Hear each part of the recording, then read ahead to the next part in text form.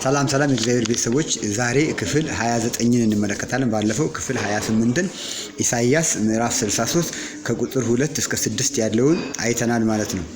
እዛ ላይም ስነ ኢየሱስ ክርስቶስ ሁሉን እንደሚያውቅ የመጨረሻውንም ቀን እንደሚያውቅ ኢሳይያስ መጽሐፍ ላይ 63 ከቁጥር 2 እስከ 6 አይተናል ማለት ነው። ኢየሱስ ክርስቶስ ሁሉን የሚያውቀው እሱ የዘላለም አምላክና የዘላለም አባት ጌታ ስለሆነ ነው። ስለዚህ ዛሬ ክፍል 29ን እንቀጥላለን። እዛው ምዕራፍ ላይ ነው። ከዛ ምዕራፍ አልወጣንም።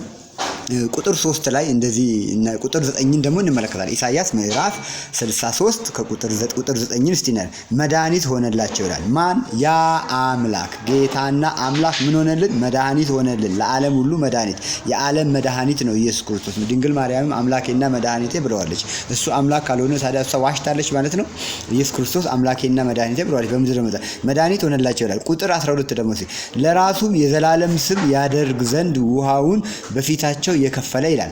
ለራሱም የዘላለምን ስም ያደረገ። የዘላለም ስም ማን ነው? የእግዚአብሔር ስም ማን ነው? ኢየሱስ ክርስቶስ ነው።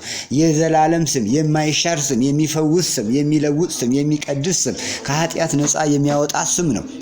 ኢየሱስ ጌታ ነው። ቁጥር 14 ላይ ለራስህም የከበረ ስም ይላል ታደርግ ዘንድ ሕዝብህንም መራህ ይላል።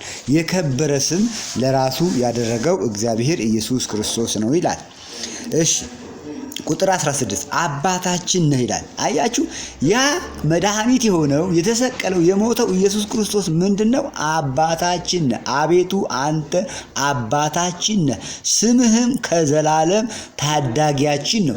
የሚያድነው የሚታደገው ስም የማን ስም ነው? አባት የሆነው የኢየሱስ ክርስቶስ ስም ነው። ቁጥር 4 ኢየሱስ የመጨረሻውንም ቀን አያውቅም ለሚሉ የምንበቀልበትም ቀን በልቤ ነው ብለዋል።